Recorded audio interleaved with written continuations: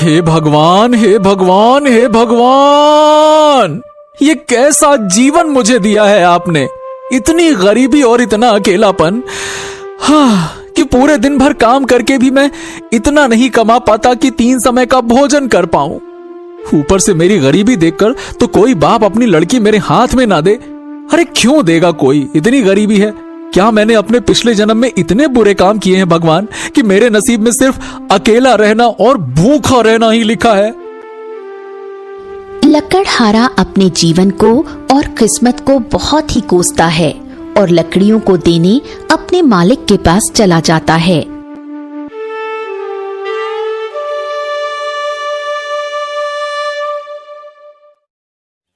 क्या बात है लकड़हारे, मुझे तुझसे यही उम्मीद थी।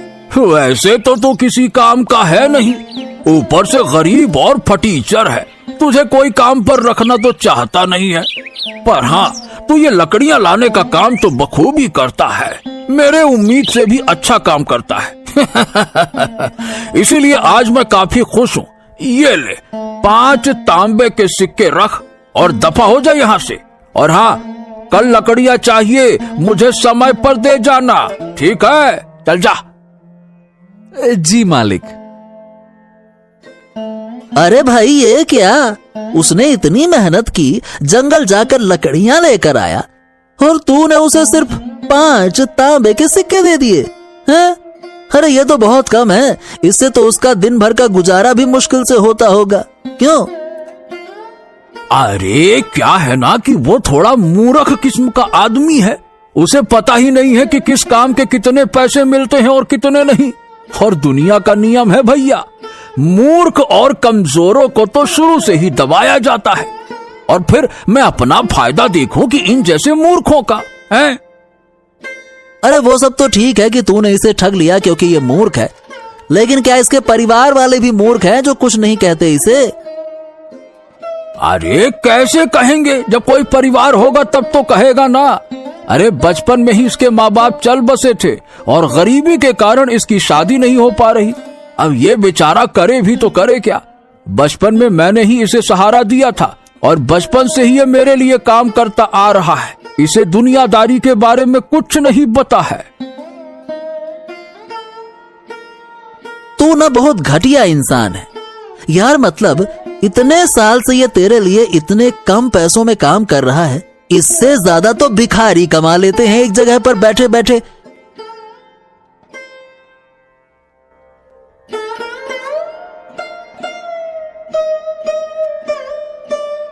लकड़हारा उन 5 तांबे के सिक्कों को देखता है और उसकी आंखों में आंसू आ जाते हैं।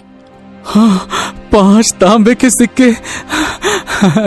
कितने दिनों के बाद मालिक ने मुझे पूरे 5 तांबे के सिक्के दिए, वरना तो रोज मुझे 3 तांबे के सिक्के से ही काम चलाना पड़ता है। हाँ, ऐसे ही मेहनत करूंगा तो मुझे पूरा विश्वास है कि मालिक एक दिन मेरी तनख्वाह जरूर बढ़ा देंगे, 5 या 6 सिक्के कर देंगे।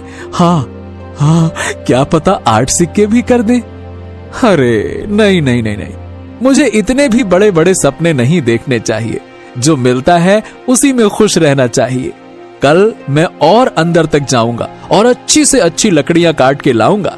अंदर जानवरों और सांपों का थोड़ा खतरा तो है, पर अगर तरक्की करनी है और ऐसे घटिया जीवन नहीं जीना है तो ये जोखिम तो उठाना ही पड़ेगा। हाँ।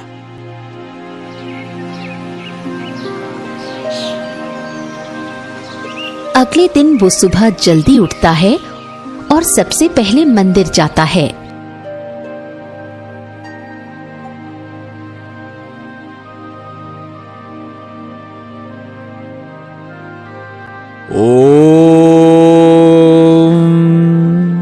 हे भगवान, मैं आपकी रोज पूजा करता हूँ, रोज आपके सामने अपनी समस्या लेकर आता हूँ। कभी तो मेरी बात सुन लिया करो ना भगवान, क्योंकि मुझे ज्यादा कुछ नहीं चाहिए, बस इतना ही तो कह रहा हूँ ना।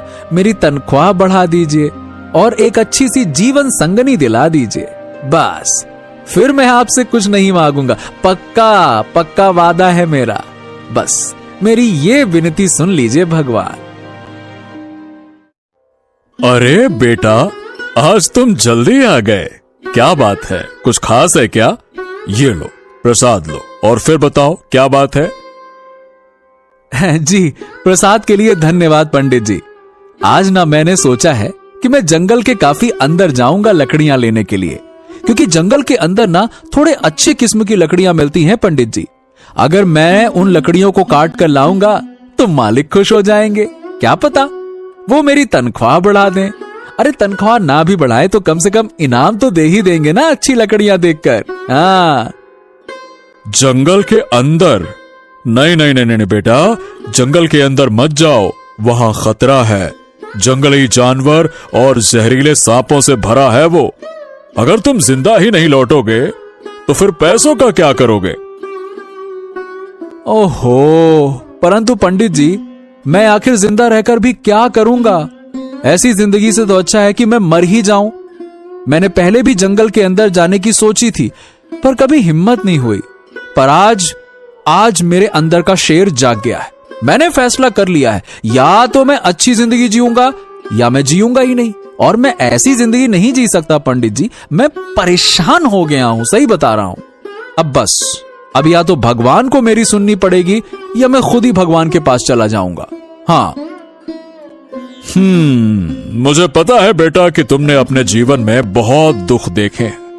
अगर तुम्हारी जगह कोई होता तो उसने अब तक तो हार मान ली होती। पर बेटा, अगर तू जंगल के अंदर जा ही रहा है तो एक बार माँ के मंदिर जाकर जरूर आना। मैंने सुना है कि जंगल के अंदर माँ का एक मंदिर है। लोग कहते हैं कि जिसने भी माँ के दर्शन किए वो कभी खाली हाथ नहीं लौटा। उसकी इच्छा अवश्य पूरी होती है। इसलिए सिर्फ एक बार उस मंदिर के अंदर जाना और सच्चे दिल से अपनी इच्छा मांगना। तुम्हारी इच्छा भी जरूर पूरी होगी, देख लेना बेटा। जी पंडित जी, जैसा आप कहें, मैं मंदिर के अंदर भी जरूर जाऊंगा। ऐसा कहते ही लकड़हारा जंगल की ओर निकल जाता है। हो, डर तो लग रहा है, पर यही मौका है कुछ कर दिखाने का। बस एक बार अच्छे किस्म की लकड़ी मिल जाए, फिर जल्द से जल्द निकल आऊंगा। हाँ। लकड़हारा को थोड़ा डर लग रहा था, लेकिन बचपन से ही वो जंगलों के अंदर काम करने की वजह से उसका अनुभव काफी बढ़ गया था। इसलिए जंगल के अंदर जाने में उसे उतनी दिक्कत नहीं हो रही थी। वो इस बात का काफी ध्यान रख रहा था कि कहीं कोई जंगली जानवर न देख ले। जंगल के अंदर चलते चलते उसे अचानक से ही माँ का मंदिर मिल जाता है, जो पूरी तरह से वीरान पड़ा था। अरे बाप रे बाप, ये क्या? ये माँ का मंदिर तो पूरा खंडहर लग रहा है। और यहाँ इतनी सारी ये जाली क्यों लटक रही है? ओ, लगता है कि इन जंगली जानवरों और जहरीले सांपों की वजह से यहाँ कोई आता जाता नहीं है। मुझे माँ का आशीर्वाद लेने से पहले मंदिर को साफ कर देना चाहिए। क्या पता खुश होकर माँ मेरी मनोकामना सच में पूरी कर दे। उसके बाद लकड़हारा माँ के मंदिर को साफ करने लग गया।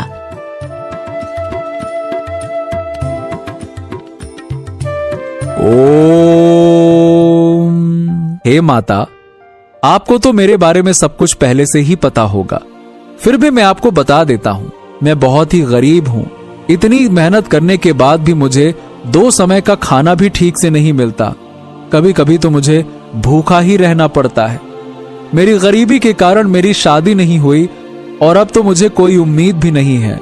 धीरे धीरे मेरी जीने की इच्छा भी खत्म होती जा रही है। अब आप ही मेरी मदद कीजिए माँ, आप ही मेरी आखिरी उम्मीद है। मुझे पूरी उम्मीद है कि जब मैं यहाँ से अच्छी किस्म की लकड़ियां लेकर जाऊंगा तो मुझे इसकी अच्छी कीमत मिलेगी और फिर मैं रोज यहाँ लकड़ियां लेने आया करूंगा, ताकि मैं अपनी गरीबी से थोड़ा बाहर आ सकूं। और जब मैं लकड़ियां लेने आऊंगा ना माँ, तो मैं आपके मंदिर भी जरूर आऊंगा और रोज यहाँ की सफाई भी करूंगा और आपकी पूजा भी करूंगा। बस आप ना मेरे ऊपर अपना आशीर्वाद बनाए रखना माँ। जय माता दी।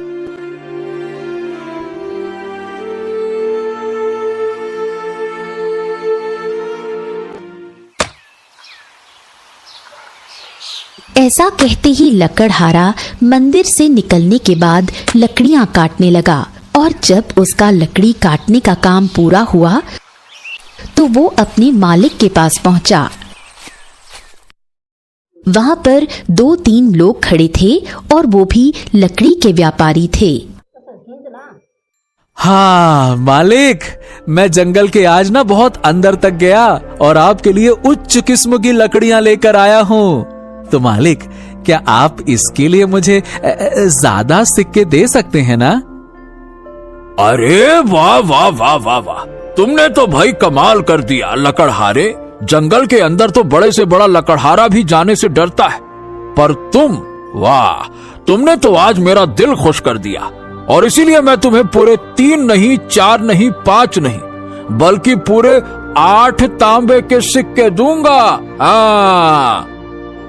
हाँ, 8 तांबे के सिक्के? क्या आप सच कह रहे हैं मालिक? क्या आप सच में मुझे इतने सारे पैसे देंगे? हाँ, मुझे तो विश्वास नहीं हो रहा। आपका बहुत बहुत धन्यवाद मालिक। मैं आपको रोज जंगल के अंदर से ऐसी और लकड़ियां लाकर दूंगा। हाँ, आप उसके भी 8 तांबे के सिक्के देंगे ना मालिक? अरे हाँ हाँ लकड़हारे, क्यों नहीं। अरे तू भी क्या याद करेगा कि किस दिलदार मालिक से तेरा पाला पड़ा। उन दोनों की बात सुनते ही वहां खड़े सारे लोग हंसने लगे और मजाक उड़ाने लगे। मालिक, ये सब लोग हंस क्यों रहे हैं? यहाँ कोई हास परिहास चल रहा है क्या? अरे तुम इन सब बातों पर ध्यान मत दो। देखो लकड़हारे, ये सब थोड़े पागल किस्म के लोग हैं, सबका मजाक उड़ाते रहते हैं। तुम बस अपना काम करो और रोज जंगल से मुझे अच्छे किस्म की लकड़ियां लाकर दे दो, फिर देखना एक दिन तुम भी बहुत पैसे कमाने लगोगे। हाँ। जी मालिक, जैसा आप कहें, मैं रोज आपके लिए लकड़ियां लाता रहूंगा। आपके इस उपकार के लिए धन्यवाद मालिक, धन्यवाद धन्यवाद।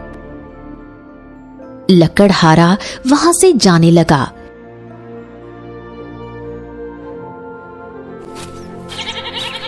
तभी रास्ते में उसे एक व्यापारी मिलने आता है। ए भैया, ए सुनो, ये बताओ, क्या तुमने अभी अभी जो लकड़ियां बेची हैं वो सिर्फ 8 तांबे में बेच दी? क्या वो सच में तुम जंगल के अंदर से लाए थे? हैं? जी हाँ, पर क्यों, मैंने कुछ गलत कर दिया क्या? अरे गलत क्या कहूं मैं, तुमने कितनी बड़ी गलती की है तुम्हें पता भी है? अरे तुम सोच भी नहीं सकते, इतनी बड़ी गलती कर दी है तुमने। हैं? क्या? अब मुझे नहीं पता था कि जंगल के अंदर की लकड़ियों को लाने की सख्त मनाही है।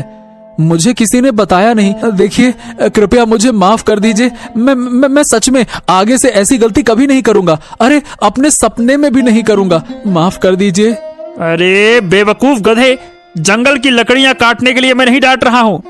तुमने जो इन कीमती लकड़ियों को मात्र 8 तांबे के सिक्के में बेच दिया, उसके लिए डांट रहा हूं। एक बात बताओ, तुम मामूली लकड़ियां काट कर लाते हो तो उन्हें कितने कीमत में बेचते हो, बताओ? जी 3 तांबे के सिक्कों में, और कभी कभी मालिक खुश होते हैं तो मुझे 5 तांबे के सिक्के दे देते हैं। अरे भगवान, निहायती बेवकूफ इंसान हो। पता नहीं कैसे लकड़हारे हो। तुम्हें पता नहीं कि इन लकड़ियों की क्या कीमत चल रही है बाजार में? अरे मामूली लकड़ियों की कीमत 2 चांदी के सिक्के हैं। हाँ, 2 चांदी के सिक्के? नहीं, आप मजाक कर रहे हो ना? यहाँ मालिक मुझे 10 तांबे के सिक्के भी नहीं देते हैं, और आप कह रहे हैं कि 2 चांदी के सिक्के, यानी 200 तांबे के सिक्के? अरे हाँ गधे, और तुम्हें यह जानकर बड़ा अफसोस होगा कि जो कीमती लकड़ियों को तुमने 8 तांबे के सिक्कों में बेचा है ना, उसकी कीमत 8 तांबे के सिक्के नहीं बल्कि 8 चांदी के सिक्के हैं। और अगर तुमने जंगल के और अंदर जाकर झील के उस पार की लकड़ियां लाई तो उनकी कीमत 2 या 3 सोने के सिक्के हो सकती हैं, समझे? लकड़हारा ये सब सुनकर बेहोश हो गया। व्यापारी उसे अपने घर ले आया। कुछ देर बाद लकड़हारा होश में आता है। ए भाई, ए सुनो, तुम ठीक तो हो ना लकड़हारे? अरे भाई अचानक से बेहोश क्यों हो गए? हाँ हाँ, आपकी बातें सुनकर तो मुझे यकीन नहीं हो रहा कि मालिक ने मेरे साथ ऐसा किया। जब मेरे माता पिता मुझे छोड़कर भगवान के पास चले गए, तब मालिक ने ही मुझे सहारा दिया था। अगर वो नहीं होते तो शायद मैं कभी लकड़हारा नहीं बनता और कहीं बैठकर यहाँ वहां भीख मांग रहा होता या मर चुका होता। मुझे उन पर खुद से भी ज्यादा भरोसा था, उनके सिवा और मेरा था ही कौन। लेकिन उन्होंने भी मेरा फायदा उठाया, मेरा भरोसा तोड़ा। मुझे तुम्हारे लिए कहूं तो दिल से बुरा लग रहा है। मैं समझ सकता हूं कि तुमने अपने जीवन में कितनी तकलीफें सही होंगी। अरे पर मुझे समझ में नहीं आ रहा कि आपने मुझे ये सब बताया क्यों। मेरा मतलब है कि आप भी चाहते तो उनकी तरह मेरा इस्तेमाल कर सकते थे, थोड़े से ज्यादा सिक्के देकर आप काम करवा सकते थे। तो फिर आपने ऐसा क्यों किया, मुझे क्यों बताया? देख बेटा, अगर कुछ लोग ठग या बुरे हों तो इसका मतलब ये नहीं होता है कि सब वैसे ही हों। मैं एक ईमानदार व्यापारी हूं। मैं कभी भी किसी को ज्यादा रकम नहीं देता, लेकिन कम भी नहीं देता, समझे? अब देखो, जो हो गया सो हो गया। तो क्या अब तुम मेरे लिए काम करना चाहोगे? मैं तुम्हें लकड़ियों के सही दाम दूंगा और तुम बहुत ही जल्द अपनी गरीबी से बाहर हो जाओगे। अब तुम्हें ये घिसी पिटी जिंदगी जीने की कोई जरूरत नहीं है। बताओ, क्या कहते हो तुम? काम करोगे मेरे लिए? अरे हाँ जी जी, क्यों नहीं। मैं आप लोगों के साथ काम करने से भला कैसे मना कर सकता हूँ। आपने मुझे सही राह दिखाई है। पर देखिए, चांदी के 8 सिक्के तक तो ठीक था, परंतु 2 या 3 सोने के सिक्के, वो भी केवल लकड़ियों के लिए, ये कुछ ज्यादा नहीं हो गया? बिल्कुल भी नहीं, क्योंकि इन लकड़ियों का इस्तेमाल केवल और केवल राजमहल के लोग और कुछ गिने चुने अमीर लोग ही करते हैं। क्योंकि ये कोई आम लकड़ियां नहीं होती हैं, ये बहुत ही खास और गुणवत्ता वाली लकड़ियां होती हैं। और ये लकड़ियां मिलना उतना ही कठिन है जितना रेगिस्तान में पानी मिलना, क्योंकि ये लकड़ियां उस खतरनाक जंगल के अंदर पाई जाती हैं, वहां भी झील के उस पार, जहां एक से एक खतरनाक जंगली जानवर और जहरीले जीव जंतु रहते हैं। इन लकड़ियों को लाने एक खास लोगों की टुकड़ी जाती है, जो युद्ध में माहिर हो और जानवर के बारे में विशेष जानकारी रखते हो। कोई आम आदमी कभी भी उन लकड़ियों को नहीं ला पाएगा। और हाँ, अगर लाने की कोशिश भी की जाए तो वो अपनी जान से हाथ धो बैठेगा।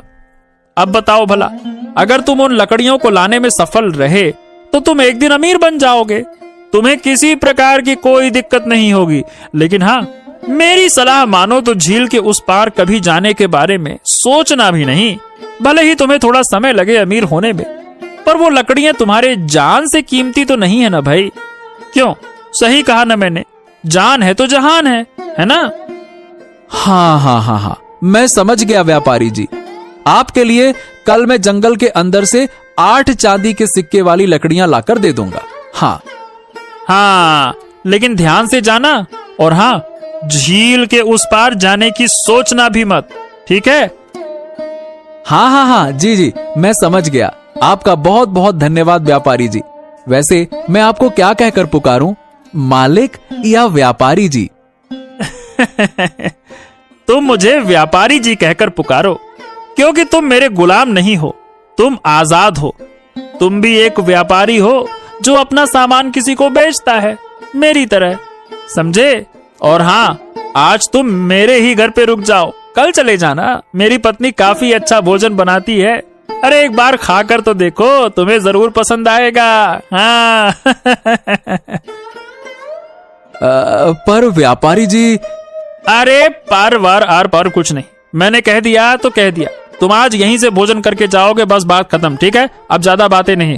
अरे भाई, तुम मेरे मेहमान हो और अपने मेहमान की खातिरदारी के बिना कहीं हम जाने नहीं देते हैं उसे, समझे? काश आप मुझे पहले मिल चुके होते तो कितना अच्छा होता। आप कितने अच्छे हैं। मुझे बहुत खुशी हुई कि आप जैसे सच्चे और अच्छे लोग अब भी मौजूद हैं। मैं बहुत खुश हूं आज। अगर आप सबका हो चुका हो तो खाना खा लीजिए, वरना आप सबकी बातें तो चलती रहेंगी। लेकिन उस चक्कर में खाना ठंडा हो जाएगा। अरे हाँ हाँ भाग्यवान, हम भी आते हैं भोजन करने। अरे तुम खाना तो परोसो, देखना तुम्हारे खाना परोसने से पहले ही हम आसन में विराजमान हो जाएंगे। हाँ हाँ ठीक है, अभी परोसती हूँ। अब चलो भाई लकड़हारे, हाथ धो लो, वरना मेरी बीवी हम दोनों को धो डालेगी।